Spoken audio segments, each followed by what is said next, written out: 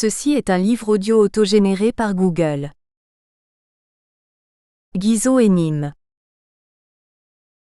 Les patries de François Guizot, Nîmes et Genève. Le mot de patrie n'est pas de ceux qui viennent facilement dans la bouche, ou sous la plume de François Guizot. Ses adversaires l'accusèrent souvent d'être apatride, et il lui fut maintes fois reproché d'être dépourvu de sentiment national. Guizot n'emportait pas la patrie à la semelle de ses souliers, d'autant qu'il ne séjourna à l'étranger, c'est-à-dire presque exclusivement en Angleterre, que par fonction, comme ambassadeur ou par contrainte, en tant qu'exilé, une seule fois par amitié pour visiter Lord Aberdeen en 1858. Ainsi Guizot, réputé naviguer dans la sphère des idées qui, comme on sait, est partout chez elle, n'aurait pas eu d'attache territoriale assumée et revendiquée.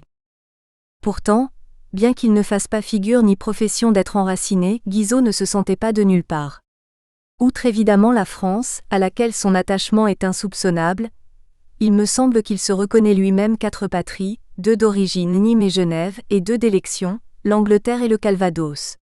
Guizot, pourtant extraverti autant qu'on peut l'être, jamais en peine d'exposer et de commenter ses idées et ses sentiments, cultivant le passé et luttant sans relâche contre l'oubli en particulier des personnes qu'il a connues et aimées, se montre d'une surprenante discrétion sur ses racines. Sa vie, dit-il, ne commence qu'au début de 1805, mes souvenirs ne remontent pas plus haut. Il a alors 17 ans, et est sur le point de quitter Genève. Ses mémoires publiés à partir de 1858 sont, à la différence de ceux de ses contemporains et amis Barante, Broglie ou Rémusat, totalement silencieux sur ses origines et son enfance. Dans sa très riche correspondance, en particulier avec Dorothée de Lieven, et surtout avec Lord Gasparin d'Onan qui comme lui naquit à Nîmes de parents nîmois, il n'est jamais fait allusion aux lieux et aux fréquentations de sa prime jeunesse. Rien non plus dans le millier de lettres à sa fille Henriette, ni dans celle adressée à sa belle-fille Gabrielle Verdier de Flot, de vieille souche nîmoise elle aussi.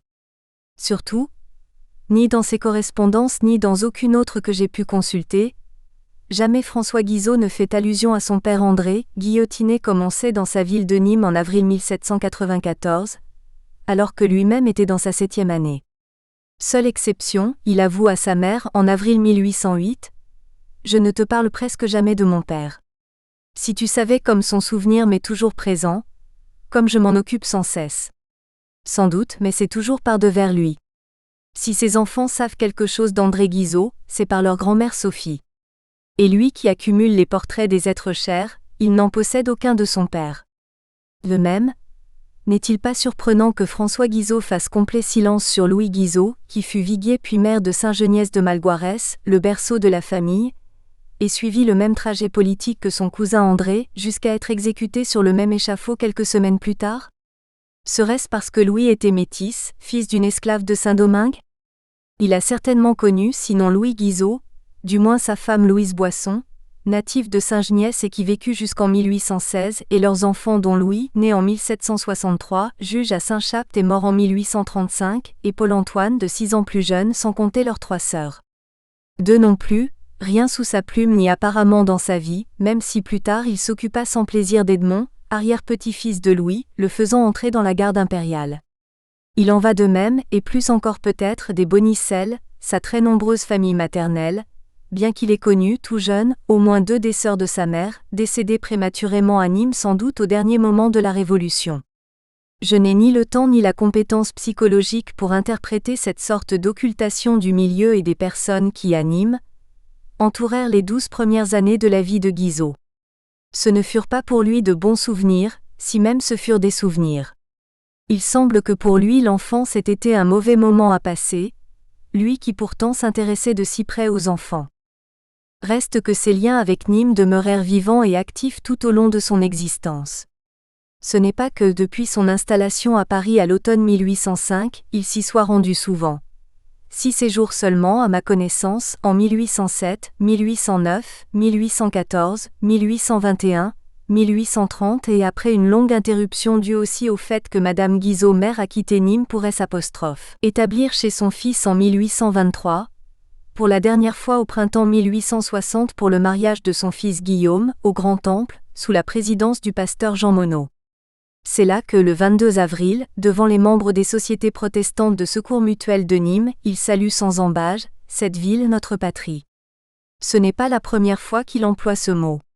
Ainsi, en janvier 1856, lorsqu'à la suite de travaux d'urbanisme le maire Duplan donne le nom de Guizot à la nouvelle rue dans laquelle se trouve située sa maison paternelle, donc à l'emplacement de la vieille et sombre rue Cagansol, l'intéressé se déclare sensible à cette marque de bons souvenirs de ma patrie. Nîmes, qu'il écrira toujours Nîmes avec un S entre le I et le M même lorsqu'après 1830, cette orthographe est tombée officiellement en désuétude, est le plus souvent qualifié de pays natal ou de sol natal, ce qui rend chez Guizot un écho affectif et presque charnel, de style lamartinien. Pour sa ville, il trouve même des accents exceptionnellement romantiques. Arrangez-vous aussi, écrit-il à sa belle-sœur, pour voir l'intérieur des arènes un soir, au clair de lune.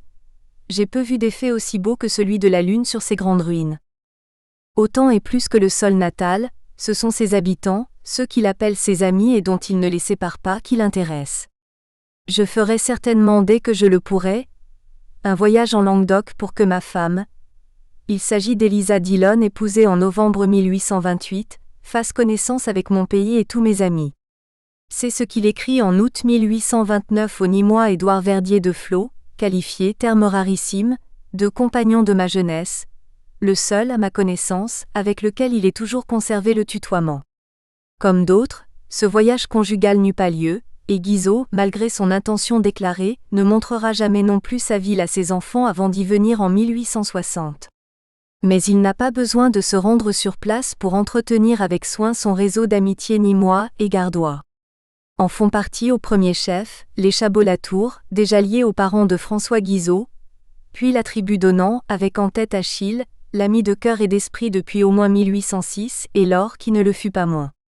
Viennent ensuite Ferdinand Girard, maire de Nîmes à partir de 1832, vieille connaissance dont Guizot fait un pair de France, et Félix de la Farelle, dont la sœur aînée se trouve être Madame Girard. Une sœur de Girard a épousé Gustave de Clauzonne, dont la mère était très liée à Madame Guizot, et leur fils Émile est lui-même marié à une fille de Félix de la Farelle. C'est avec ce groupe compact que Guizot traite des affaires politiques locales. Lorsqu'en décembre 1848, il envisage de se présenter aux prochaines élections, dont celle de son pays natal lui conviendrait plus que tout autre, il consulte Achille et Paradès de Donan, Félix de la Farelle et Ferdinand Girard, tous les quatre dans le Gard, ses anciens et vrais amis. C'est avec les mêmes, avec les Clauzonne surtout, qu'il s'entretient des questions relatives à l'Église réformée, car tous sont protestants, ce qui constitue entre eux un lien supplémentaire. Guizot, bien qu'il ait souhaité être élu de son pays d'origine, au printemps 1830, il se rend éligible à Nîmes où il était encore électeur, ne s'en est jamais vraiment donné les moyens. C'est plutôt une idée qu'il caresse avec plaisir, comme la chimère de revenir un jour habiter Nîmes. C'est dans ce coin de la Fontaine que je voudrais vivre, écrit-il à Laure de Gasparin en août 1860. Si donc il ne sera jamais élu dans le Gard, il s'emploie à ce que son fils Guillaume puisse l'être un jour et renoue ainsi la chaîne des temps. Déjà il l'a marié à Nîmes à la fille d'une notabilité locale demeurant avenue Feuchère, Charles Verdier de Flot, frère cadet d'Édouard déjà nommé, en avril 1860. Je serais bien aise, écrit Guizot, qu'il retrouve et reprenne dans mon pays les racines de ma famille. Pour réussir cette réimplantation, il pousse Guillaume, qui n'en a guère envie, à l'élection cantonale du Vigan en 1864, qui ne réussit pas. Le fils de Guizot ne réalisera pas ici non plus les vœux de son père. Enfin, le lien de Guizot avec sa patrie gardoise se loge dans sa complexion même. Toujours il se sentira méridional. Au soir de sa vie, il l'écrit encore à sa vieille amie Juliette Molien. Pour moi-même, je n'aime que le soleil et la chaleur. Physiquement, je suis resté toute ma vie, et je reste à mes 81 ans très méridional. Il l'avait déjà dit à son fils Guillaume en partance pour Rome en 1852. Je ne suis pas surpris de l'impression que fait sur toi la lumière du midi. J'ai gardé si vive cette impression de mon enfance qu'aujourd'hui même, après 50 ans de vie dans le Nord, quand je ferme les yeux, c'est le ciel et le soleil du midi que je vois. Il lui reste aussi les goûts et les saveurs du Sud, les aubergines qu'il s'efforce sans succès d'acclimater au Val Richer, les châtaignes, les pâtes de coin que lui envoie Laure de Gasparin, les figues, les prunes et les abricots confits dont Emmanuel Poul, ancien député ministériel du Var, lui fait parvenir chaque année une caisse pleine. Ainsi, en qualifiant Guizot de Nîmois, les innombrables notices biographiques qui lui furent consacrées disent vrai. Les premières impressions qu'il a reçues de Nîmes, il les a conservées toute sa vie. Elle fut aussi pour lui le lieu d'une expérience historique ineffaçable, celle de la violence révolutionnaire qui assassina son père pourtant acquis aux idées nouvelles, et qui déchira sa famille puisque Bonicelle ne sut pas ou ne put pas protéger son gendre. De là aussi la puissance de sa relation avec sa mère. François Guizot n'a pas 12 ans lorsqu'avec sa mère et son frère Jean-Jacques, il quitte Nîmes pour Genève en août 1799. Son grand-père maternel Jean-Jacques Bonicelle les accompagne pour veiller à leur installation. Genève, depuis 16 mois, ce n'est plus l'étranger, puisque la ville est le chef-lieu du nouveau département du Léman. Ce n'est pas non plus l'exil, tant sont étroits les liens entre Genevois et Nîmois protestants. L'épisode genevois, à l'âge si sensible de l'adolescence, fut pour Guizot à la fois un prolongement et une rupture. Genève fut-elle dans son cœur et dans son esprit, une patrie elle aussi? L'expression s'en trouve sous sa plume moins souvent que pour Nîmes. De la Suisse qui pour lui se concentre dans Genève, il écrit en mai 1845, 40 ans après l'avoir quittée, « Je l'aime presque comme si elle était ma patrie ».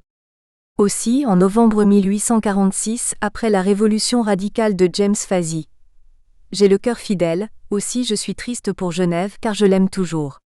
Il s'était dit, affirme-t-il, que lorsque les mauvais jours viendraient, c'est à Genève qu'il irait chercher sécurité et liberté, car il a, sur Genève, des souvenirs qui ne le quitteront jamais.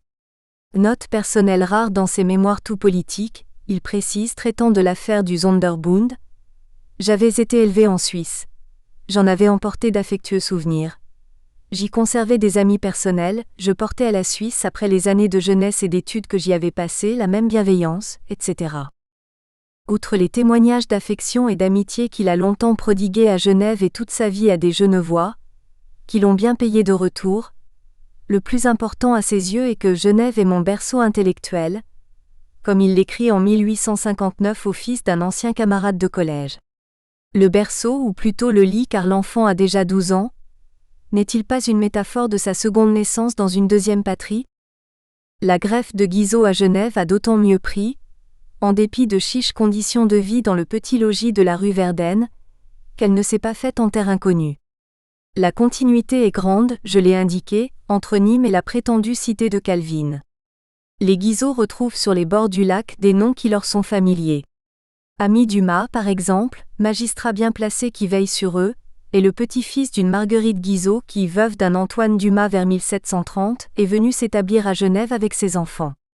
D'origine nîmoise et lointainement cousine de Madame Guizot, est aussi Jacqueline Laurens, épouse depuis 1768 du pasteur Charles-Antoine Péchier, professeur de Guizot à l'auditoire de philosophie de l'Académie de Genève, dont le fils Charles devient un camarade et un ami. Les liens entre les deux familles se maintiendront épistolairement au moins jusqu'en 1835, année de la mort de Jacqueline Péchier. Les alliances anciennes et vivantes entre Nîmes et Genève. Personne ne témoigne mieux que Henriette Rath, ce peintre genevois dont un musée bien connu porte le nom. Cette famille nîmoise quitta le royaume en 1666 pour raisons confessionnelles, et fut admise à la bourgeoisie de Genève en 1705. Mais elle conserva des rapports étroits avec son ancienne patrie. Ainsi vers 1730 à 1740, deux demoiselles Rath de Genève avaient épousé à Nîmes l'une un Bresson, dont la petite-fille Julie Verdier de Lacoste devait devenir Madame Antoine de Chabot-Latour, l'autre un Castanet, dont Jean-Baptiste C. devint le gendre. Leur cousine Henriette, fille d'un horloger désargenté, demeura célibataire, recueillant et adoptant une enfant trouvée, Clémentine, qui laissa une trace vive dans le cœur et la mémoire de François Guizot. Madame Guizot connaissait déjà Henriette Rath en arrivant à Genève. Leur amitié s'y resserra. Henriette fit le portrait de Sophie et François Guizot cultiva cette amitié jusqu'à la mort de la demoiselle, devenue riche et célèbre, en 1856. Il serait bien long d'indiquer tout ce que Guizot doit à Genève. C'est essentiellement ce qu'il n'aurait pas trouvé à Nîmes s'il y avait poursuivi sa scolarité, et là est la raison principale pour laquelle sa mère décida de les emmener à Genève, lui et son frère Jean-Jacques. À Genève, carrefour intellectuel, Guizot s'ouvrit l'esprit. La littérature, la philosophie, les sciences, les langues étrangères, la pédagogie aussi à laquelle Guizot porta très tôt un intérêt particulier, reflétaient les courants à l'œuvre dans toute l'Europe, notamment en Allemagne et surtout en Angleterre. Genève, écrit Sismondi en 1814, était en quelque sorte une ville anglaise sur le continent, comme en témoigne la création de la Bibliothèque britannique, dont Guizot était un lecteur assidu, animé par les frères Pictet dont il fit la connaissance et qu'il revit par la suite, tout comme les Prévost, Rillet, Candolle ou Saussure, esprits encyclopédiques dont il se fit des relations durables, parfois par l'intermédiaire de leur fils qui étaient ses condisciples. Enfin, l'esprit de Coppée soufflait tout proche, et l'on sait dans quelles conditions mémorables Guizot fut admis à la table de Madame de Staël à Ouchy lors de son séjour de l'été 1807. L'imprégnation genevoise, 6 ans durant, fut ainsi intense et profonde. Guizot a-t-il acquis pour autant l'esprit genevois, aussi fameux qu'indéfinissable ? Si lui-même ne se prononce pas, ses adversaires se chargèrent de le lui faire savoir. Ainsi François Loève Weimar, client de Thiers, écrit en mai 1834 dans la Revue des Deux Mondes: il apprit cette rigoureuse manière d'apprécier et d'enchaîner les faits particulières à l'école de Genève. Il y puisa ce goût pour l'aristocratie bourgeoise, cette fierté et cet orgueil plébéien qui éclatent dans tous ses écrits et dans tous ses discours.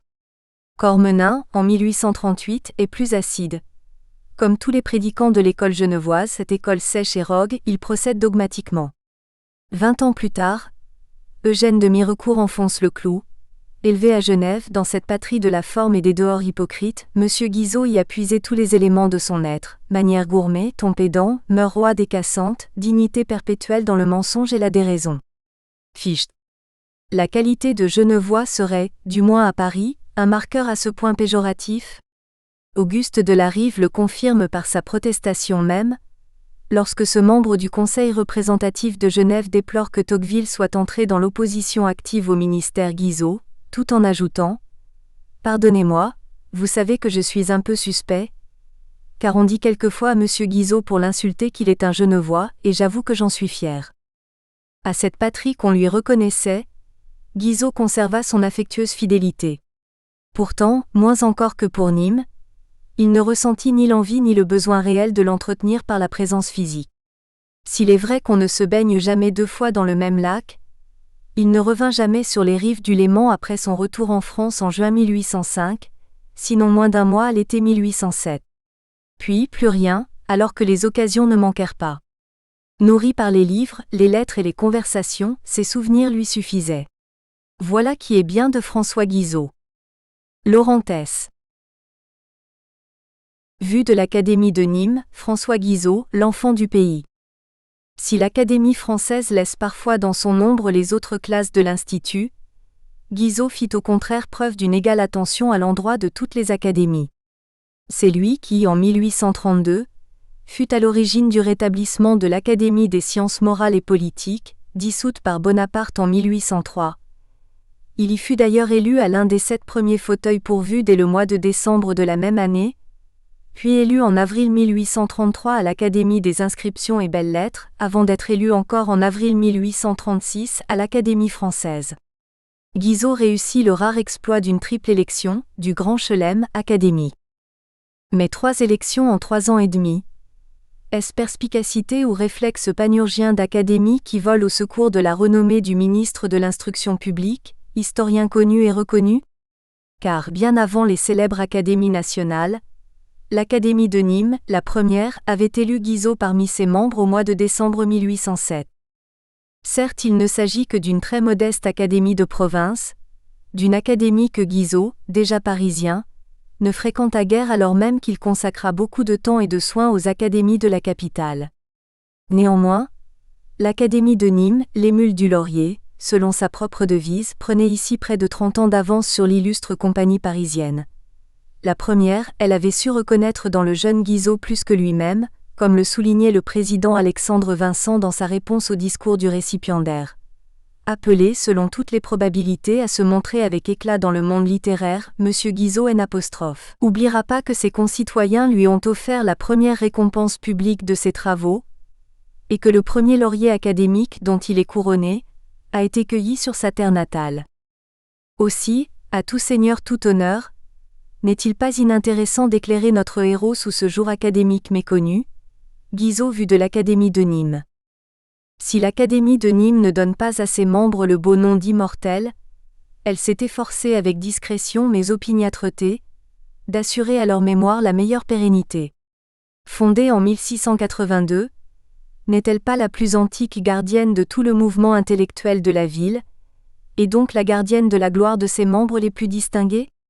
C'est un souci que l'on retrouve régulièrement exprimé dans les mémoires académiques à propos de Guizot. Et la tâche n'est pas inutile, si l'on en croit les académiciens. Les rapports entre les grands hommes et leur ville natale ne sont pas des plus aisés, on le sait, faits de méfiance et d'orgueil, de gratitude et d'injustice. Guizot certes a vu le jour dans l'antique cité le 4 octobre 1787, de parents eux-mêmes nîmois, mais il quitta dès l'âge de 12 ans les bords de la source sacrée pour n'y plus revenir qu'en villégiature, épisodique retour de plus en plus espacé dans le temps. Doit-on alors s'étonner si ce méridional qui fit toute sa carrière à Paris et s'enracina en Normandie, n'obtint pas dans sa cité le rang et les hommages qui lui étaient légitimement dus? Tel est du moins l'avis en 1891 de me Georges Morin, membre réside, qui souligne par contraste le sort posthume fameux de certains vulgaires. La médiocrité trouve aisément dans son pays un curieux qui la découvre, écrit-il, des partisans qui l'encensent, une foule qui l'applaudit, le tout d'ailleurs sans trop y regarder. Une statue est bientôt votée. On prononce à son inauguration de sonores discours et tout le monde est satisfait. Les vraies et grandes gloires, elles, poursuit-il, celles qui appartiennent au monde et à l'histoire éternelle sont au contraire trop souvent diminuées dans l'esprit de leurs compatriotes par l'effet de mesquines jalousies, de misérables rancunes des coteries froissées et des ambitions inassouvies. On est parcimonieux de gratitude pour les bienfaits rendus par les puissants, trouvant qu'ils n'en ont jamais assez fait. On est sans mesure impitoyable et irrité pour les oublis qu'ils ont pu commettre et les petites faiblesses d'un long exercice du pouvoir et de la renommée. Dure loi humaine mais bien compréhensible, qui préfère le proche au lointain et le local au national. N'aura-t-il pas meilleure presse le Nîmois enraciné dans son terroir, qui vit à l'ombre des arènes et de la Tourmagne toute sa vie et meurt à l'ancienne mode, là où il a vécu après y être né? On pourrait bien pardonner à Guizot de partir chercher fortune et gloire en la capitale, mais les attentes souvent déçues qu'engendre l'accès au pouvoir d'un compatriote créent frustration ou rancune, même inconsciemment. La réussite de Guizot n'est pas la consécration d'un Nîmois.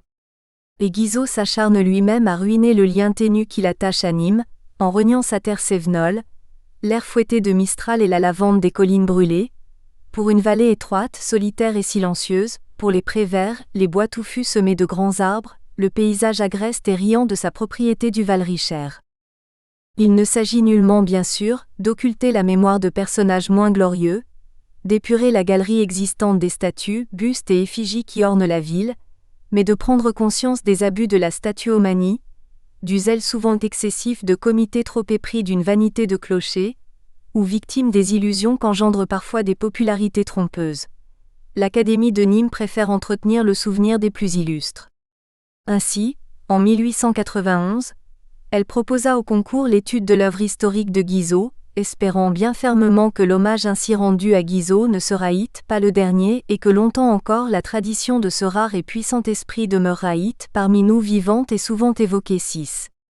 Elle le fut en effet encore en 1914, en 1931, en 1937. En 1974 à 1975, l'Académie de Nîmes s'associa au centenaire de la mort de Guizot par une communication du sénateur Edgar Taillade, et en 1982, lors du tricentenaire de la Compagnie nîmoise, le nom de Guizot fut cité à plusieurs reprises. Si la fidélité du souvenir veut dire quelque chose, en voici assurément un exemple. Mais conserver cette mémoire n'est pas la faire vivre en dehors des murs de l'hôtel de l'Académie, loin s'en faut. Le rapporteur du concours de 1891 s'attriste que celui-ci n'ait suscité qu'un seul travail. Très bon certes, mais non sans défaut.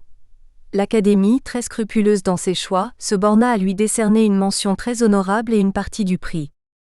Lors de la séance publique du 14 mai 1914, le président Armand Coulon entendit souligner les lacunes du Panthéon nîmois, et parmi ces monuments oubliés, selon le titre de son discours, Guizot, vous l'aurez deviné, dont la mémoire, dit Coulon, est l'objet d'une injuste indifférence, et n'a pas encore reçu le juste tribut d'admiration qu'elle méritait.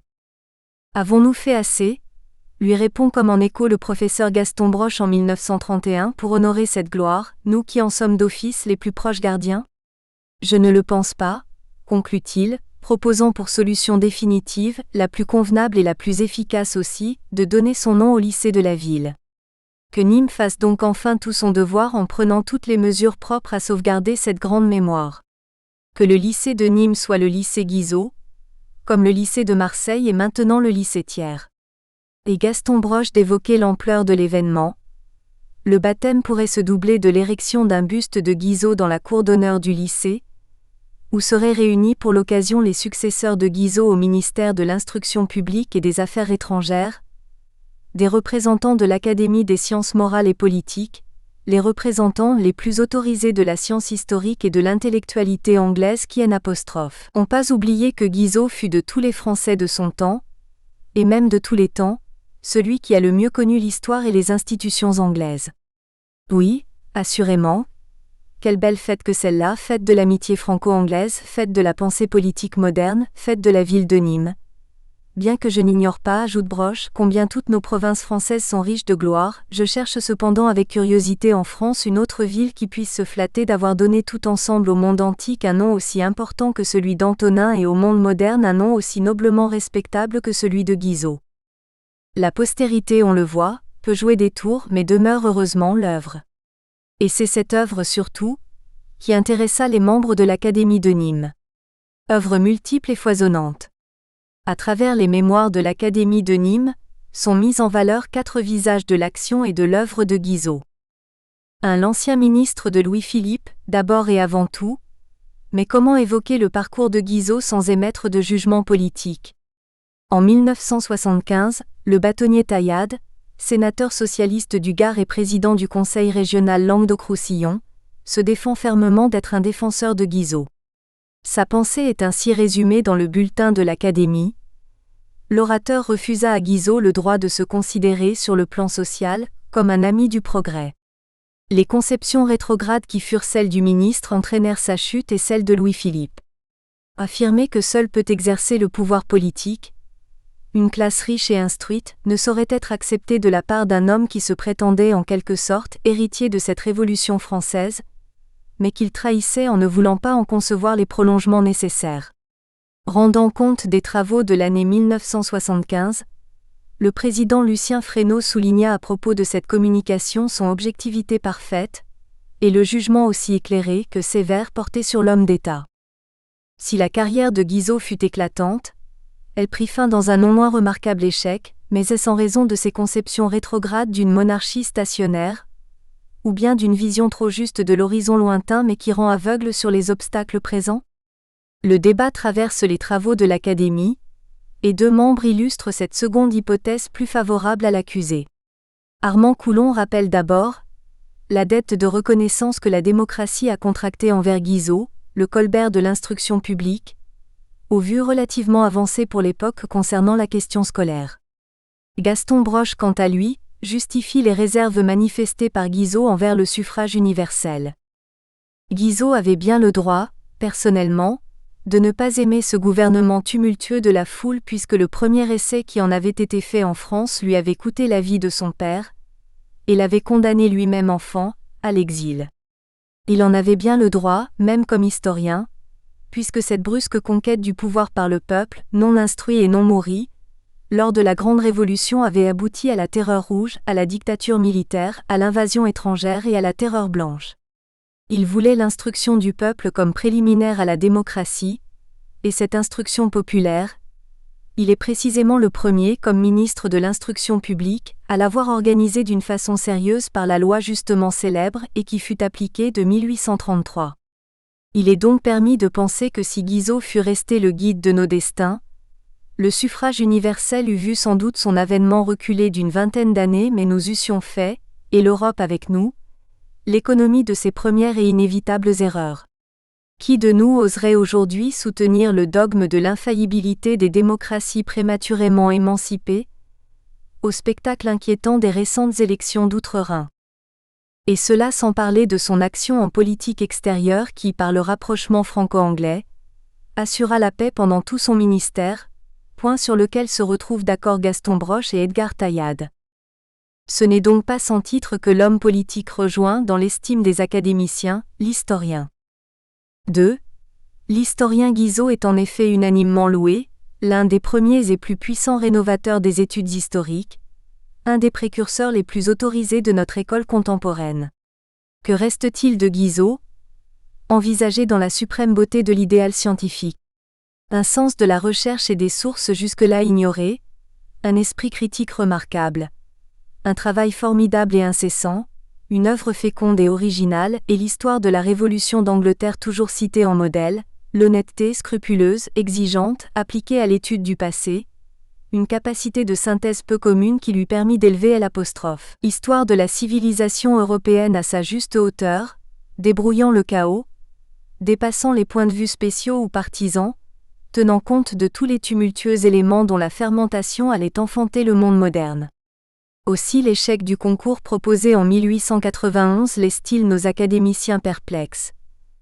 Son œuvre serait-elle devenue pour les jeunes générations trop austère, trop difficile, trop marquée par le régime politique auquel il attacha son nom ?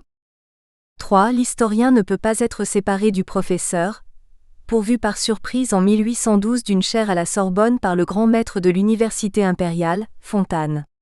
En 1891, l'écho de sa voix résonne encore, nous dit Georges Morin, à travers ceux, nombreux parmi nous, qui ont recueilli de la bouche même des auditeurs les traditions vivantes, enflammées, vibrantes encore des impressions de la jeunesse, de ces fameuses leçons de 1828 et de 1829. Une gravité naturelle et une solennité voulue, une voix forte et profonde, une puissance oratoire qui sera même saluée par la grande tragédienne Rachel. Bref, un professeur en vue, moins populaire, moins applaudi que Villemain ou Cousin, mais qui fut assurément un des plus grands formateurs d'intelligence que notre siècle ait connu et dont l'influence s'exerce encore à distance sur bien des hommes qui n'ont rien retenu de sa foi politique. 4. Enfin, dernier visage, et le plus méconnu, le poète. Car si Guizot est devenu historien, c'est l'œuvre du hasard. Le hasard fait d'une fois encore bien les choses, mais la réputation de Guizot est à ses commencements littéraires. J'étais né pour faire un homme de lettres distingué, s'exclame Guizot à 19 ans. Je suis dévoré quelquefois du besoin d'écrire. Et c'est en poète que Guizot s'est fait connaître à l'Académie du Gard. En 1807 en effet, l'Académie propose à l'émulation des poètes le récit épique de la mort d'Henri IV. Parmi 30 candidats, Guizot y répondit par une élégie intitulée Sully à Saint-Denis. 2 commissions préparatoires examinent les pièces du concours. La première retient le poème de Guizot parmi les 5 finalistes, avant de l'exclure parce qu'il ne satisfait pas aux conditions du concours. On attendait une épopée et c'est une élégie que Guizot présentait, mais sensible à cette aimable et touchante poésie, la commission estime qu'elle mérite l'honneur d'être lue en séance publique. La seconde commission a retenu 3 poèmes dont celui de Guizot, ce dont elle se justifie.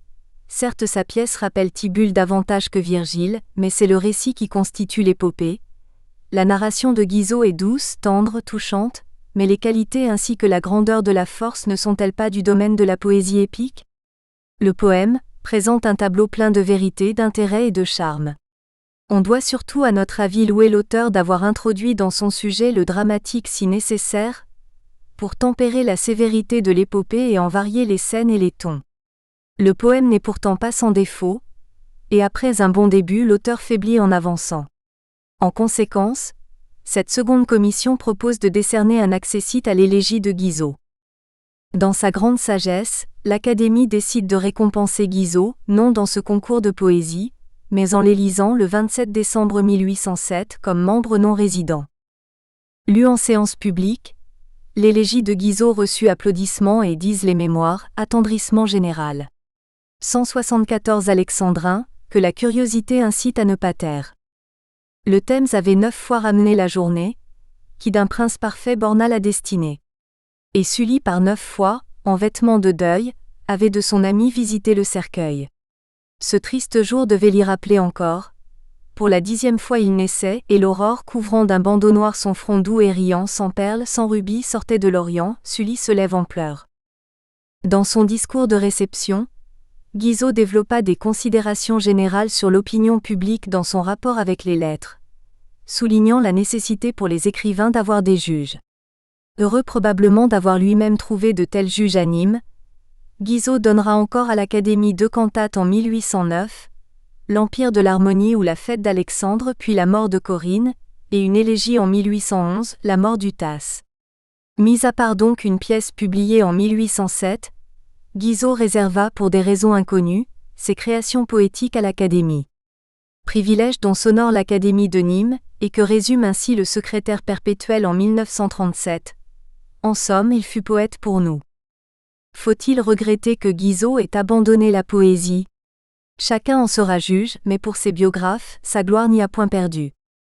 Déjà en route vers son destin, Guizot s'est si bien intégré à la société parisienne qu'il n'éprouve plus que désenchantement et étouffement lorsqu'il revient à Nîmes dans l'été 1811, comme en témoigne cette lettre à Charles Fauriel. Il nous reste ici une académie dont quelques membres ont des lumières et du zèle, mais l'obscurité tue le zèle, et l'on sait si bien aujourd'hui condamner les lumières à rester sous le boisseau qu'elles n'éclairent plus personne. Donnez-moi quelques nouvelles de ce que vous savez sur le monde philosophique. Je suis ici au milieu de gens qui ne se doutent pas de ce qu'on pense ailleurs. La plupart seraient tentés de croire qu'on ne mange et qu'on ne parle qu'à Nîmes. Si j'y restais longtemps, je ne serais bientôt plus au courant de rien. Interrompez donc un peu ma solitude. Après 1811, Guizot cessa toute relation active avec l'Académie, mais le compatriote maintenant si éloigné ne fut jamais oublié. En 1859, à l'occasion d'une révision de ses statuts, l'Académie du Gard décida d'offrir à Guizot une place exceptionnelle, celle de président honoraire perpétuel. Nous aussi, explique le secrétaire perpétuel, nous avons voulu montrer en lui déférant une présidence honoraire que nous savions comme lui comprendre les immortelles affinités des études sérieuses et des austères doctrines du savoir, que nous étions dignes d'entendre ces nobles accents Q'. Il jette à ses contemporains du fond de sa solitude et des hauteurs de son talent. En remerciement, Guizot fit savoir qu'il était très touché de l'affectueux souvenir de l'Académie que je me permettrais d'appeler mon Académie natale. Aussi son retour à Nîmes en 1860, à l'occasion du mariage de son fils Guillaume, ne pouvait être qu'un événement. Le 14 avril 1860, le marquis de Cabrières, père du futur cardinal, s'apprêtait à sortir à une heure inaccoutumée. Son fils se hasarda à lui demander où il allait. Mais à la réception que l'Académie du Gard donne en l'honneur de M. Guizot. La séance tenue à la bibliothèque de la ville fut ouverte par la lecture d'une notice sur la vie de Frédéric Ozanam, par Léonce Curnier, receveur général du Gard, à laquelle Guizot répondit par la communication de 2 chapitres du 3e volume de ses mémoires. Mais ce retour de Guizot à l'Académie ne pouvait être fêté sans poésie, naturellement. Poésie offerte à Guizot cette fois-ci par les stances brillantes et animées de Jean Reboul. Nîmes de ses enfants a revu le premier.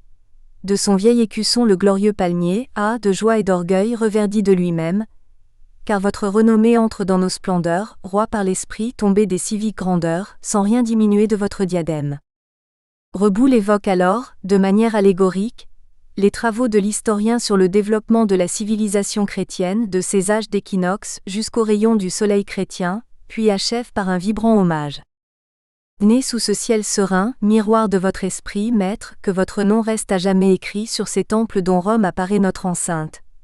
Vous qui du pensée grave avez reçu le don, où pourriez-vous ailleurs trouver un panthéon ou grandeur plus austère et laisser son empreinte ?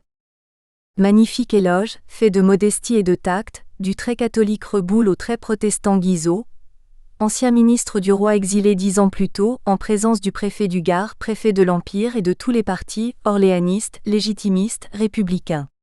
C'est un bonheur bien rare, dit Guizot à l'Assemblée réunie, quand on a passé 30 ans loin de sa terre natale et lorsqu'en y rentrant, on trouve tant de choses, presque toutes choses changées, de retrouver des amis qui n'ont point changé et les cœurs constants et immuables au milieu de la mobilité universelle. Aujourd'hui je retrouve ici des amis, je n'y vois plus d'adversaires. Des applaudissements unanimes saluaient un homme politique à peine sorti des luttes ardentes, et tous oubliaient leurs divergences pour se souvenir seulement qu'ils étaient de la même cité. Cela se voit bien rarement, cela se voit à l'Académie de Nîmes, commente en 1937 le secrétaire perpétuel. Car bien sûr, au travers des évocations de la mémoire de Guizot, l'Académie se donne elle-même à comprendre, et tout n'y est que respect, harmonieux éclectisme, réconciliation. Réconciliation politique, malgré les ruptures, les révolutions, les clivages partisans. Réconciliation religieuse, dans une compagnie divisée traditionnellement en 3 groupes d'égale importance. L'un formé de catholiques, l'autre de protestants, le troisième des indépendants appelés plus familièrement sauvages. Non pas que les éloges de Guizot soient sans réserve, au contraire. Le meilleur hommage à la mémoire de ce grand homme de bien était certes de dire sans embarras les critiques qu'on peut ou qu'on croit pouvoir lui adresser, note Georges Morin. Et les communications des académiciens ne sont pas exemptes de critiques, à l'égard de sa politique naturellement, mais à l'égard du personnage également. Armand Coulon en 1914 trouve Guizot trop austère, trop genevois, et Georges Morin le trouve au fond trop protestant. Le contraste est surtout frappant quand on le compare avec Thiers, poursuit Morin. Celui-ci est incontestablement inférieur au point de vue de la valeur morale, de la largeur d'esprit et de la solidité du savoir. Mais Adolphe Thiers est de vieille et ininterrompue lignée gauloise. Il en a les soubresauts, les défauts, les légèretés, mais aussi les élans, l'activité, le besoin de clarté et la joyeuse humeur. Son esprit est si bien de notre race, il répond si bien au courant de notre tempérament national, à nos aspirations égalitaires et démocratiques que nous revenons sans cesse à ses ouvrages. Guizot nous attire moins et nous impose davantage. Nous sommes tentés de l'admirer à distance. Peut-être est-ce une explication. Mais il faut aussi savoir se méfier des explications trop élaborées des intellectuels. Au cours de ce XIXe siècle, 4 enfants de la cité gardoise aux 7 collines allèrent conquérir la plus vive renommée sur la grande scène du monde. François Guizot, Adolphe Crémieux, Gaston Boissier, Alphonse Daudet. Rendez-vous compte, le catholique Boissier, le protestant Guizot, l'israélite Crémieux, voilà que l'on peut saluer dans la même patrie nîmoise à la fois Rome, Genève et Jérusalem. Il n'est pas de plus beau fleuron dans la parure d'aucune cité française, s'exclame en 1914 le président de l'Académie. Ironie du sort, ces 3 gloires attendent encore le monument qui fut élevé sans retard pour le 4e. Et lorsque Nîmes voulut dénommer son lycée de garçons en 1963, c'est encore le plus espiègle de ses fils qu'elle honora. Finalement, au bord de la fontaine nîmoise, aujourd'hui comme au commencement, peut-être préfère-t-on tout simplement le pain et les jeux aux exploits politiques et intellectuels. Pierre-Yves Kirchleger. Annexe. Sully à Saint-Denis. Poème envoyé au concours de l'Académie de Nîmes qui a proposé le récit de la mort de Henri IV pour sujet de concours. Manuscrit 1807. 4 feuilles pliées de papier verger filigrané vert, pâle, 0,213 x 0,356. Archives de l'Académie de Nîmes. Manibus dat lilia plenis purpureos spargam flor, animam que perempti, is saltem accumulem donis et fungarinani muner. Énéide. Lib. 6 volume 882 et sec. En ces jours où Louis, monarque sans puissance, livrait à Richelieu l'empire de la France, du sceptre et de l'autel méconnaissait les droits, et d'un ministre vain semblait suivre les lois, Sully, fuyant l'éclat d'une cour asservie, abandonnait aux pleurs le reste de sa vie, et seul avec son fils dans la vertu nourrie, l'instruisait à chérir le beau nom de Henri. Le Thames avait 9 fois ramené la journée, qui d'un prince parfait borna la destinée. Et Sully par 9 fois, en vêtements de deuil, avait de son ami visité le cercueil. Ce triste jour devait l'y rappeler encore. Pour la 10e fois il naissait, et l'aurore couvrant d'un bandeau noir son front doux et riant, sans perles, sans rubis, sortait de l'Orient. Sully se lève en pleurs, ô jour que je déteste. Toi qui prêtas au crime une clarté funeste, mes yeux s'étaient flattés de ne plus te revoir. S'il faut qu'un sort cruel trompe ainsi mon espoir, s'il faut compter encore tes heures abhorrées, qu'aux douleurs, aux regrets elles soient consacrées. Fidèle au souvenir du roi que j'ai chéri, j'irai, je reverrai le tombeau de Henri. J'invoquerai son ombre et mes lèvres glacées presseront de son nom les lettres effacées. Oui, c'est là que mon fils doit apprendre de moi, la gloire, les malheurs et la mort de son roi. Il dit, sort du château dans un morne silence. Son fils, dont la vertu, même au sein de l'enfance, promet à ses vieux ans un glorieux appui, respecte sa tristesse et marche près de lui. Non loin des bords heureux où la Seine serpente, s'élève d'une tour la pointe menaçante, qui portant de la foi le signe révéré, domine un temple saint à la mort consacrée. C'est là que déposant le sceptre et la couronne, les rois vont au tombeau par le chemin du trône, sous de riches lambris ils dorment et l'orgueil loin des vulgaires morts a placé leur cercueil. Ce faste, ces honneurs rendus à leur mémoire des arêtes du néant ne sauvent point leur gloire. Pour Henri seul peut-être ils ne sont pas perdus, sur le bord de la tombe il laissa ses vertus, et Dieu bénit la place où reposait sa cendre. C'est là qu'avec son fils Sully Venoy se rendre, sous le portique sombre ils s'avancent tous deux, et le séjour des morts est ouvert devant eux. Leurs pas en ont troublé le silence immobile, tout se tait. Rarement l'écho de cet asile a vu par des sanglots interrompre sa paix. Celui qui sur le trône oublia ses sujets ne laisse après sa mort qu'un souvenir sans charme, et la tombe des rois voit couler peu de larmes. D'un si cruel affront Henri seul est exempt. Sully vers le cercueil s'avance en gémissant, « Arrêtez, ô mon fils. C'est ici qu'il repose, dit-il, de ma douleur vous connaissez la cause. Le grand Henri n'est plus, mais quel bras meurtrier a plongé dans son flanc un parricide d'acier, vous l'ignorez encore, votre heureuse innocence n'oserait imputer ce forfait à la France. Un Français l'a commis, le plus vil assassin du plus aimé des rois a déchiré le sein. Grand Dieu, tu l'as voulu, ta justice sévère, pour punir les Français leur a ravi leur père, mais si j'ai mérité l'ami que j'ai perdu, si tu donnais ce prix à ma faible vertu, de le revoir bientôt laisse-moi l'espérance.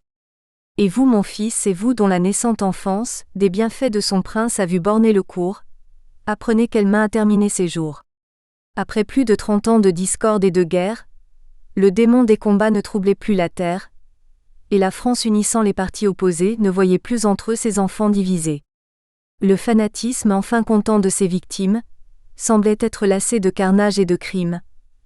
Henri régnait, son bras favorisé des cieux, portait enfin le sceptre et son cœur généreux, à ses fiers ennemis prodiguant la clémence, avait au pied du trône oublié la vengeance. La France sous ses lois n'avait d'autre devoir que son nom à bénir, ses dons à recevoir. Mon peuple est, disait-il, ma famille chérie. Roi, je suis le premier à servir la patrie. Laissons aux conquérants leurs superbes projets. La gloire du monarque est l'amour des sujets, et la paix que je donne est mon plus bel ouvrage. Tel de Henri vainqueur fut toujours le langage, par 3 fois cependant des assassins français, enfants dénaturés, sourds à tant de bienfaits, sous des prétextes saints colorant leur furie, osèrent contre lui tourner un glaive impie. Un Dieu juste et clément nous conserva ses jours, mais Dieu se lasse enfin de pardonner toujours.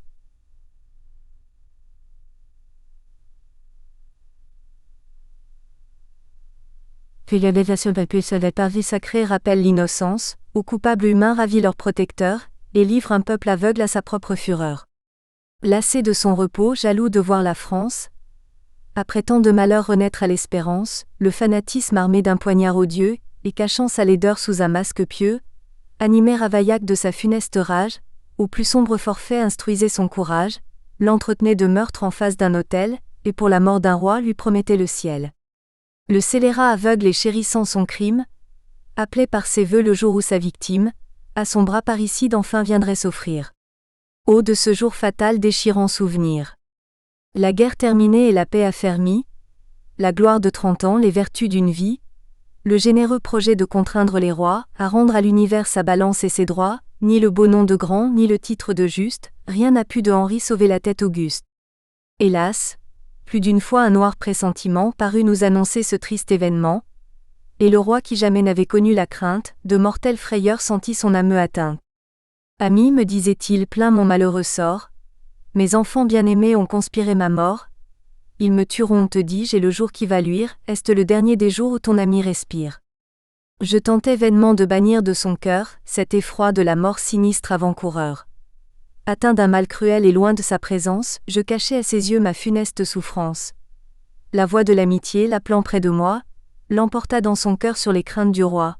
Près du triste Sully, Henri venait se rendre. Sully ne devait plus ni le voir ni l'entendre. Dans un détour obscur où le peuple est pressé, le carrosse du roi s'arrête embarrassé. Le monstre impatient de commettre son crime s'avance et de 3 coups a frappé sa victime. Dieu, pardonne les pleurs que ce mot fait couler. Le Thames qui m'a vieilli n'a pu me consoler. J'ai vu mon fils, j'ai vu tout un peuple en alarme, redemander son roi par ses cris, par ses larmes, douter quelques instants de son malheureux sort, éclateur en sanglots au seul bruit de sa mort, s'écrier, ciel, rends-nous notre appui tutélaire.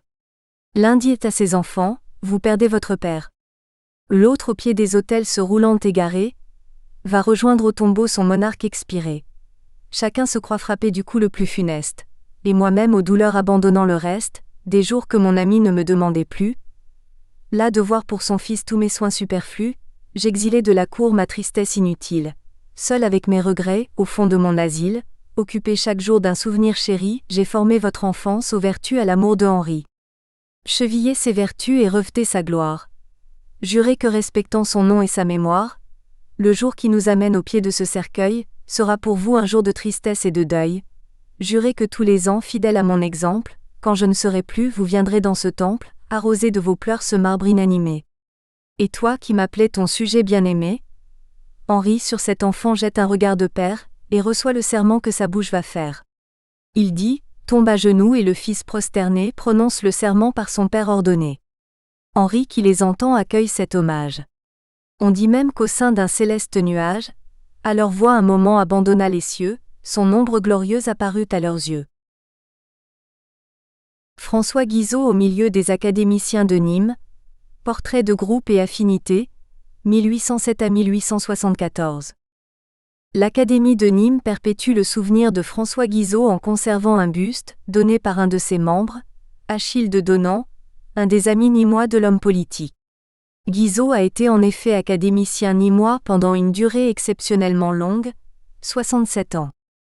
Il a été accueilli dans cette compagnie en 1807 alors qu'elle se reconstituait en rassemblant les anciens confrères dispersés en 1792, et en s'ouvrant à de nouveaux pour combler les fauteuils vides.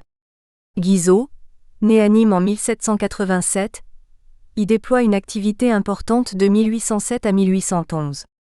Elle se tarit définitivement quand il est nommé professeur d'histoire. Il reste membre non résident puis est promu président honoraire en 1859, libérant de fait un siège. Il est reçu le 14 avril 1860, à l'occasion de sa présence à Nîmes pour le mariage de son fils Guillaume avec Gabrielle Verdier de Flot. Il lit dans cette séance des fragments de ses mémoires en cours de publication, et fait allusion à son précédent séjour nîmois, 30 ans plus tôt, tandis que le poète local Jean Reboul lui dédie des stances. Les liens se renouent. Guizot fait parvenir ses œuvres qui paraissent dans les années suivantes par le canal d'Achille de Donnan. Les publications académiques sont donc limitées au début de la vie adulte, à une époque où le tout jeune homme est reçu à Paris dans des salons et une loge maçonnique, dans une recherche de sociabilité selon les canaux du moment 4. Quand arrive le faire-part de décès, en 1874, le secrétaire perpétuel fait parvenir des condoléances. Aucune notice biographique n'est envisagée. 2 études biographiques sont néanmoins consacrées à Guizot par la suite, en 1891 et 1914. Cette longue carrière académique a donc laissé peu de traces dans les sources locales, mémoires imprimées et procès-verbaux des séances. Mais la longévité exceptionnelle permet d'étudier l'activité d'une académie de province sur près de 3/4 de siècle. Jean-Pierre Chaline, dans une étude sur la sociabilité des sociétés savantes de province, a montré leur fonction d'intégration de différents groupes sociaux, à l'image de celle de notre étude. Des travaux de Caroline Barra sur les sociétés savantes toulousaines, il ressort un portrait de l'Homo academicus local et une typologie utilisable. Comme l'Académie de Toulouse, l'Académie de Nîmes, appelée aussi du Gard selon les époques, est une société ouverte sur le monde non culturel par ses fonctions d'expertise. Les 2 académies présentent d'autres points de comparaison entre elles pour les différents modes d'intégration de ses membres.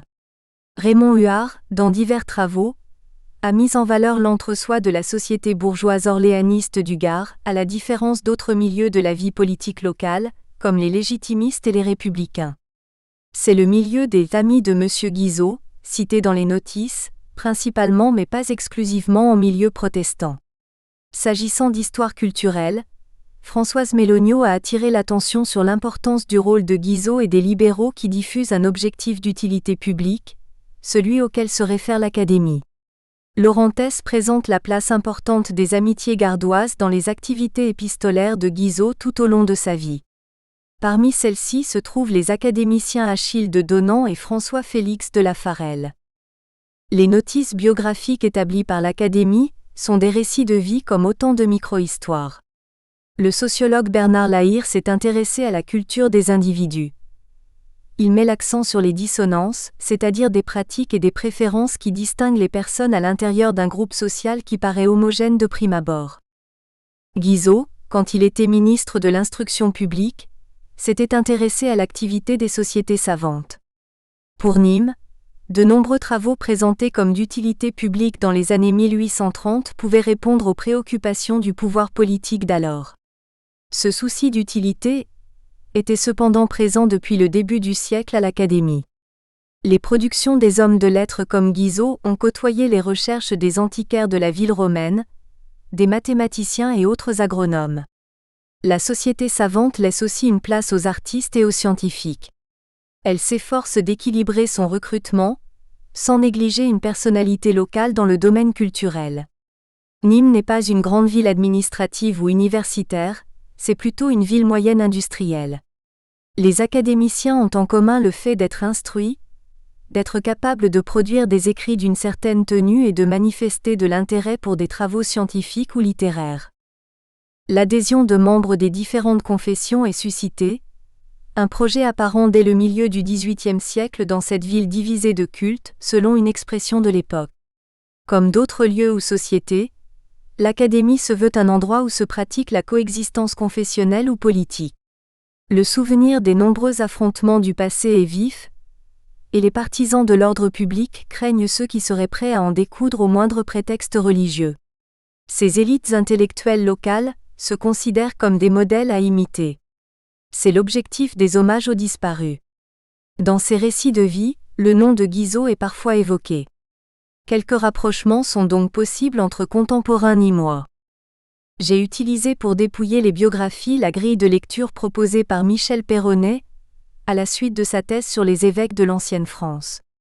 Il s'agit de situer le Decujus dans les sphères suivantes de son existence: parents, famille, mariage, enfants, études, profession, vie politique, religion, fortune. Le contenu des notices conduit à y ajouter décoration, amis, qualités personnelles, loisirs, activités associatives, savantes et philanthropiques, vie académique et publications. Je présenterai d'abord le corpus des notices biographiques, puis les représentations du groupe social qui en découle, en comparant avec le cas de Guizot. Enfin, dans les documents tardifs de 1891 et 1914, deux auteurs s'efforcent d'expliquer le relatif oubli du ministre par les Nîmois de l'époque. Le droit à la notice. Il existe plusieurs sortes de notices biographiques, et le modèle du successeur faisant l'éloge du précédent occupant de son fauteuil est rare à Nîmes. Contrairement à Toulouse, il n'y a pas de droit à la notice. Les plus courtes tiennent en quelques mots lors de la séance publique annuelle, et les plus longues peuvent dépasser 50 pages, comme celle consacrée au géologue Émilien Dumas par son gendre. Le standard moyenne avoisine les 15 à 20 pages. Le mot utilisé varie: éloge, notice, nécrologie ou biographie. S'ajoute à la fin du siècle le discours prononcé sur la tombe par un académicien, et inséré aussi dans les mémoires de l'Académie. Font l'objet d'une notice le plus souvent les membres résidents, quelques non-résidents et de rares correspondants. L'éloignement géographique, qui fait basculer un académicien actif dans le groupe des non-résidents ou des correspondants, peut entraîner son oubli ou sa méconnaissance. On peut rattacher Guizot à cette situation. C'est aussi le cas d'hommes âgés, devenus inactifs depuis plusieurs années. Des académiciens dévoués, parfois longtemps trésoriers, ne trouvent pas de panégyristes. Les hommes politiques sont rares, mais on trouve Fournier de Valory, ancien maire, ou Émile Telon, ancien député. Sont aussi oubliés les avocats, les passionnés d'antiquité et les poètes pour la plupart. Aucune femme parmi les très rares associées correspondantes n'a droit à une nécrologie. Aucune n'est membre d'ailleurs, tout comme à Toulouse. L'étude est plus facile quand il s'agit de dérouler les carrières professionnelles des enseignants, magistrats, hommes d'église, architectes ou artistes. Pour ces derniers, joue aussi le besoin de connaissance du marché de l'art. Les carrières académiques bien remplies, comme celle de Germé Durand avec ses nombreuses publications à caractère archéologique, facilitent le travail du rédacteur. À la fin du siècle, les ecclésiastiques sont surreprésentés. L'Église interdisant les discours sur la tombe, l'éloge se fait à l'Académie même et est donc imprimé. Enfin, dans le cas des membres de la bourgeoisie protestante locale, il est aisé de trouver des parents et amis qui vont fournir anecdotes et précisions, dans le contexte particulier d'un entre-soi socio-confessionnel. A contrario, quand Momney décède en léguant un capital pour constituer des bourses pour des élèves méritants, la compagnie est en peine pour parler de ce bienfaiteur, récent académicien mort en peu de temps. L'éloge peut être convenu. Combien d'intelligence d'élite et d'anciens bons élèves du lycée de Nîmes, que de parfaits négociants, de médecins dévoués et de magistrats intègres, de protestants austères et de chanoines dignes, de bons époux, bons fils et bons pères, d'amis sincères et de personnes appréciant la vie de société. Et aussi de bons citoyens.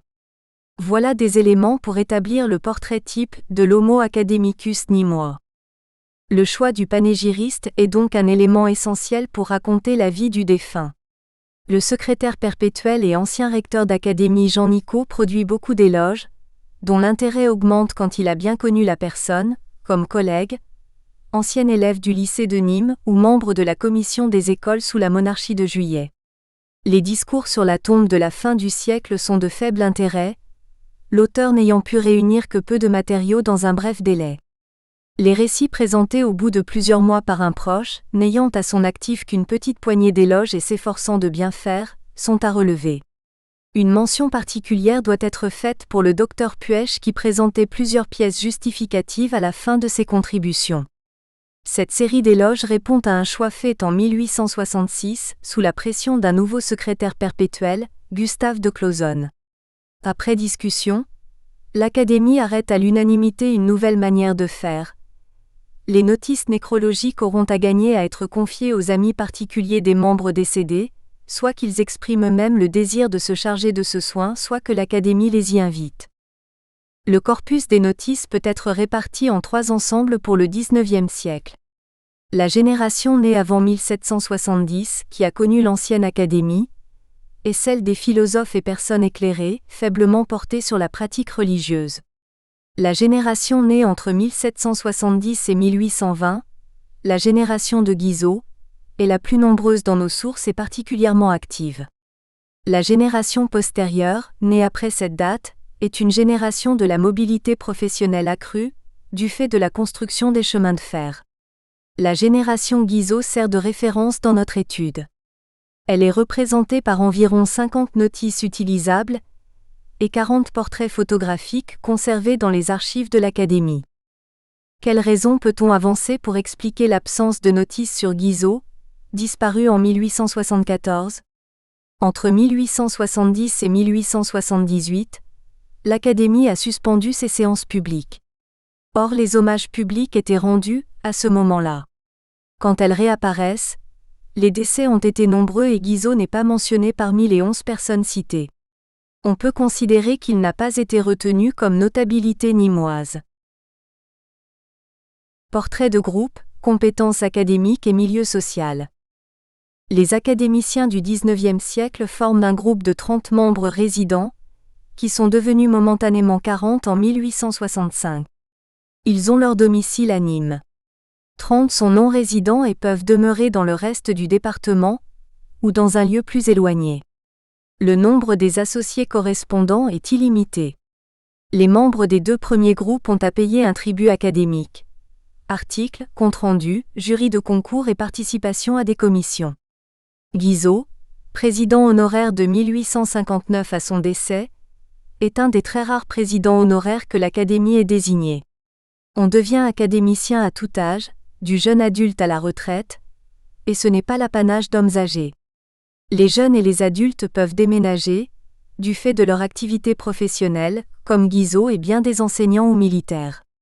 Le futur ministre entre à l'âge de 20 ans, ce qui est très jeune, mais le fait est lié à la qualité de sa participation à un concours de poésie sur la mort d'Henri-Ive. Cette pratique de la cooptation par succès mérité à un concours est régulière, ici comme à Toulouse, et l'on devient le plus souvent associé, avant d'être éventuellement coopté comme membre, résident ou non. Citons le peintre de Bagnoles, Léon Allègre, qui a produit des dessins de menhir pour un concours sur les monuments celtiques, et le légitimiste Léonce Curnier pour son mémoire sur Rivarol. L'Académie cherche aussi à s'attacher des personnes recommandées pour leurs travaux personnels, comme le banquier Jean Gaïdan, remarqué par le pasteur Viguier quand il publie un recueil de poésie et intégré en tant que poète. C'est également le cas de l'abbé Azaïs après ses travaux sur l'abbé Briden et l'évêque Monseigneur Carte. Beaucoup sont des notables locaux ayant des relais ou des réseaux relationnels variés. Il peut arriver que le népotisme soit présent. L'Académie cherche à s'adjoindre un fils ou un gendre, en espérant que les vertus de l'un auront imprégné l'autre. C'est le cas de Guillaume Guizot, accueilli en 1860 à l'époque de son mariage. Jeune et savant auteur d'une étude sur Ménandre, couronné par l'Académie française, M. Guillaume Guizot, que nous avons aimé placer à côté d'un père dont il suit les nobles exemples et imitera les glorieux travaux. Il restera associé correspondant, malgré ses communications littéraires, par exemple sur Suzanne Verdier-Alu, célèbre pour ses poèmes, qui était une parente de sa femme. Ce type de cooptation, plus ou moins réussi, paraît reposer sur la croyance en la transmission héréditaire de qualités intellectuelles. On peut y déceler aussi le désir de perpétuer des liens sociaux avec telle ou telle famille, les Guizot comme les Lyotard ou les Germain-Durand. Cependant, à Nîmes comme à Toulouse, ce phénomène de reproduction sociale tend à rester minoritaire. Les nouveaux académiciens portent rarement une décoration, a fortiori s'ils sont simples associés. Mais il est fréquent que les membres résidents soient titulaires des palmes académiques ou de la Légion d'honneur à leur décès. La présence à l'Académie honore donc et faciliterait l'obtention d'une décoration. Le cas de Guizot, Grand Croix de la Légion d'honneur, est exceptionnel. Les spécialités des académiciens sont regroupées en 3 domaines, lettres, sciences et arts. L'objectif affiché est de diffuser le vrai, le bien ou l'utile, et le beau. Pour les poètes comme le jeune Guizot, c'était le beau. Les académiciens sont plus ou moins assidus, et parfois longtemps absents. D'après un pointage, les assidus sont environ une quinzaine dans les années 1870, comme à Toulouse. En août, le chiffre tombe à moins de 10 présents, les académiciens sont à leur campagne ou en voyage. Le volume des productions est variable, suivant les personnes et les moments de la vie, comme pour Guizot. Si la vie a été longue, les travaux scientifiques du chercheur sont peut-être déjà dépassés. L'art de la déclamation oratoire peut aussi être passé de mode, apprend-on à l'occasion. Il faut bien faire des réserves pour ne pas tomber dans la géographie. Les études suivies ont été plutôt longues, ce qui n'est pas surprenant concernant ce milieu de capacité.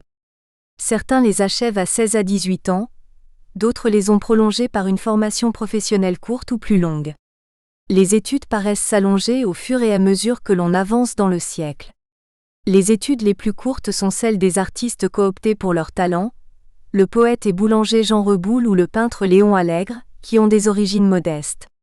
Les plus longues études concernent les scientifiques, des médecins comme le docteur Fontaines, des normaliens, polytechniciens et autres ingénieurs des ponts et chaussées.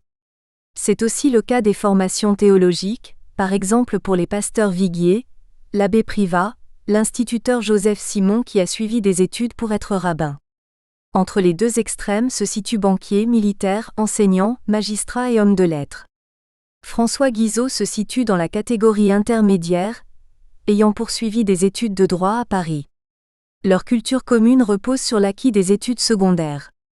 On trouve là le vivier des poètes amateurs, la poésie étant un des délassements de ces vies bien remplies. Les activités professionnelles peuvent être regroupées en 4 tendances majeures, que l'on retrouve ailleurs. Les fonctionnaires et assimilés, comme les professeurs du lycée, Alexandre Vincent ou Joseph Gergonne, sont nombreux au début du siècle. Les conservateurs de musées ou de bibliothèques ont longtemps été bénévoles. Les professions libérales comme architectes, peintres, médecins ou avocats, comme pour Paul Clausel qui aimait tant sa robe, peuvent être regroupés avec les professionnels du commerce, de l'industrie et de la banque, peut-être plus nombreux ici qu'à Toulouse, du fait des activités gardoises dans ces secteurs, notamment le secteur minier et les chemins de fer. La 3e catégorie est celle des propriétaires fonciers, qui s'intéressent à l'éducation des vers à soie et à l'agronomie, comme Gaston Guaran de la Baume ou la comtesse de Corneillan. Beaucoup d'académiciens ont des propriétés, comme le magistrat Casimir Liquier qui se rendait souvent dans l'Aveyran. La dernière catégorie regroupe ceux qui sont mentionnés comme hommes de lettres, le poète Jules Canonge, le journaliste Arnaud de Pontmartin qui avait des amis dans le Félibrige, ou bien Guillaume Guizot en 1860. Pour certains, parfois, 3 activités caractérisent la même personne, comme François Guizot, homme public, propriétaire du Val-Richer et homme de lettres s'efforçant de vivre partiellement de sa plume au début et à la fin de sa vie. La profession conduit-elle à la fortune ? À défaut d'avoir consulté les successions, je suivrai l'avis des biographes. On peut bien sûr hériter et parfois trouver une corbeille de noces bien pourvue. On fait ou on refait fortune dans le grand commerce, l'industrie et la banque. Pour les architectes et les artistes, c'est selon. On ne s'enrichit pas dans la fonction publique, suggère le recteur Nico en parlant de Gergonne, fondateur d'une revue de mathématiques. Les descriptions des maisons de village ou de campagne, quand on en dispose, ne paraissent pas tout aussi modestes, néanmoins que le mazet du poète Reboul.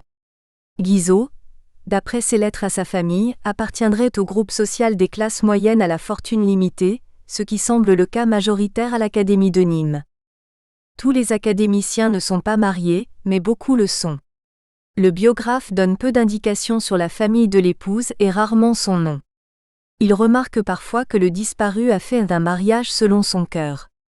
A contrario, on entrevoit le poids des arrangements matrimoniaux dans la société bourgeoise nîmoise.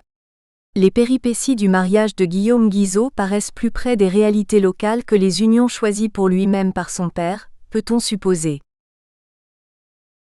Portrait de groupe, affinités politiques, religieuses et associatives. L'éloge peut mentionner les idées ou les activités politiques, ce qui est souvent le cas pour la génération Guizot. Des hésitants, des versatiles ou des hommes réputés comme restés à l'écart empêchent le rédacteur scrupuleux de la nécrologie de se prononcer nettement.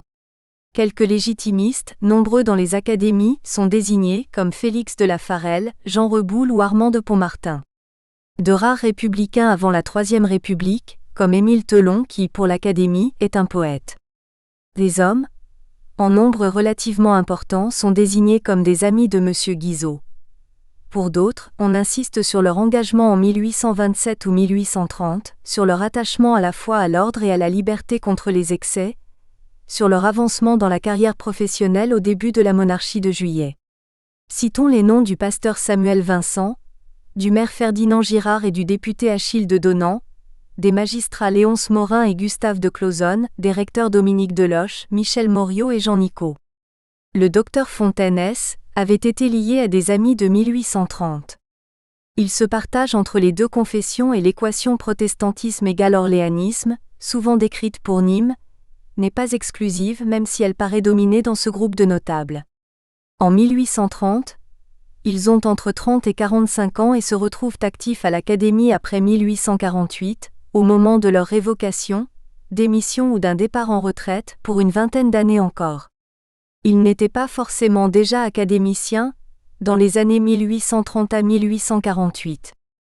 Nîmes comprenait un tiers de protestants au début du XIXe siècle puis un quart à la fin, pour une population d'environ 50 à 60 000 habitants. Le recrutement académique est de ce fait mixte, dans une proportion qu'il est difficile d'estimer. En effet, la mention religieuse n'est pas toujours reportée dans la nécrologie, alors que les contemporains savaient dans quel cimetière le corps avait été inhumé. Un fauteuil est occupé par un Israélite, Adolphe Crémieux ou plus tard, Joseph Simon, instituteur public pour les enfants de sa communauté, puis bibliothécaire municipal une fois à la retraite.